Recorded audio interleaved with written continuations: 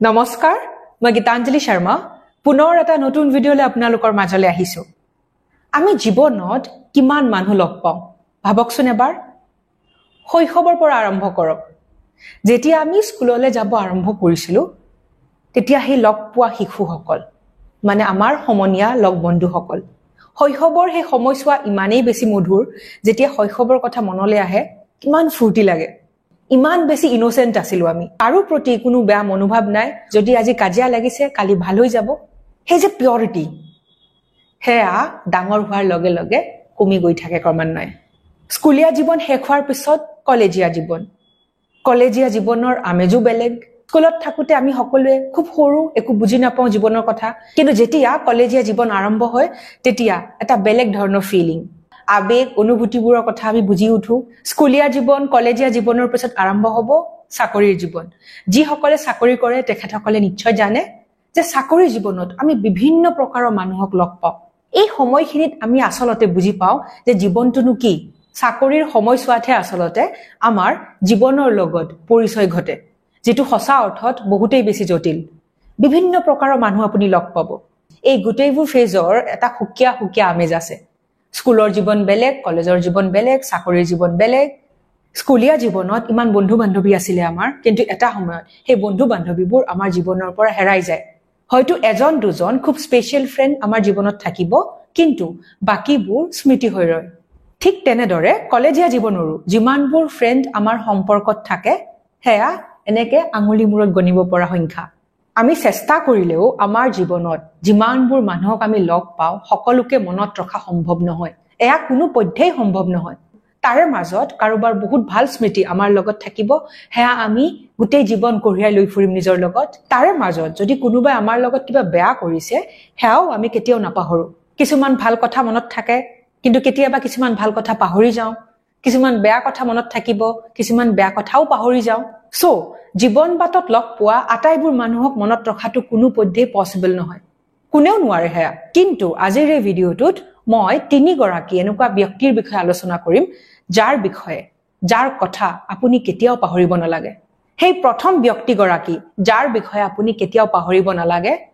সেইজন কোন জানে যিজনে আপোনাক সংকটত পেলাইছিল সেই ব্যক্তিগৰাকীৰ ওপৰত ভৱিষ্যতে আপুনি কেতিয়াও ভৰসা নকৰিব কোনোবাই আপোনাৰ লগত কিবা বেয়া কৰিছে আপোনাক সংকটত পেলাইছে আপোনাৰ লগত বিশ্বাসঘাতকতা কৰিছে সেই ব্যক্তিগৰাকীক কেতিয়াও পাহৰিব নালাগে সেই ব্যক্তিগৰাকীয়ে ভৱিষ্যতত আপোনাৰ লগত কেতিয়াও ভাল নকৰে এবাৰ বিশ্বাসঘাতকতা কৰিছে এবাৰ প্ৰতাৰণা কৰিছে তাৰ মানে কেতিয়াও তাৰ ওপৰত আপুনি বিশ্বাস নাৰাখিব ছোৱালী হোক নাইবা ল'ৰাই হোক যদি কোনোবাই কিবা বেয়া কৰিছে তেতিয়াহলে এটা কাম কৰিব পাৰে ইংলিছত এটা সেইং আছে মানে ফৰগিভ এণ্ড ফৰগেট মানে ক্ষমা কৰি দিয়ক আৰু পাহৰি যাওক ফৰগিভ এণ্ড ফৰগেট কেলে কৈছে জানে আপুনি সদায় আপোনাৰ লগত বেয়া কৰা মানুহজনক ক্ষমা কৰি দিব লাগে এই কাৰণে নহয় যে সেই মানুহজন ক্ষমাৰ যোগ্য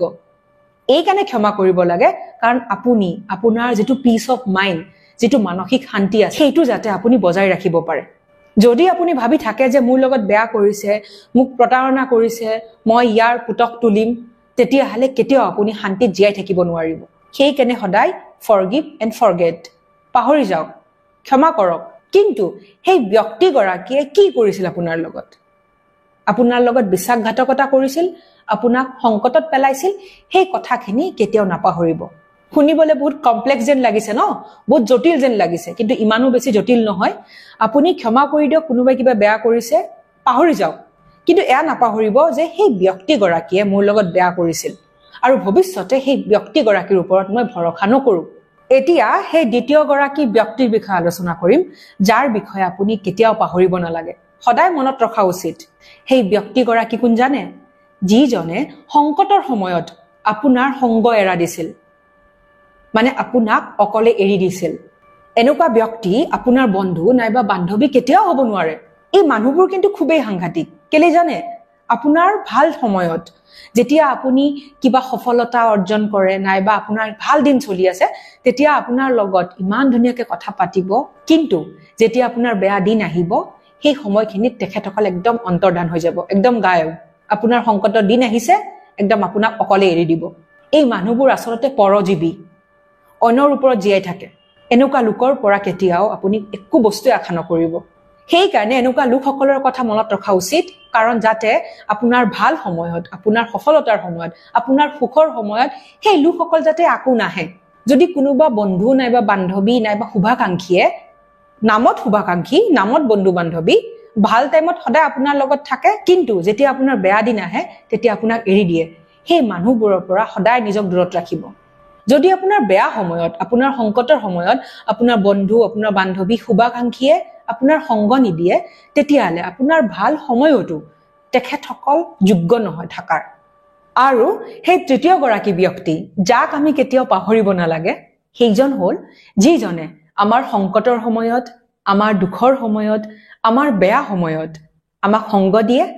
আমাৰ সহায় কৰে আমাৰ পক্ষত থিয় হৈ থাকে আৰু আমাৰ মনোবল বঢ়ায় প্ৰকৃততে সেইজনে আপোনাৰ বন্ধু বান্ধৱী আৰু শুভাকাংক্ষী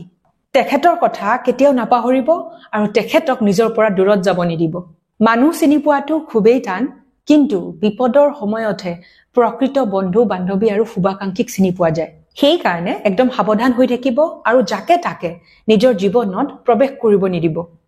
তেন্তে আজিলৈ আহিছো এটা নতুন ভিডিঅ'লৈ আপোনালোকৰ মাজলৈ পুনৰ আহিম stay happy and stay healthy love you all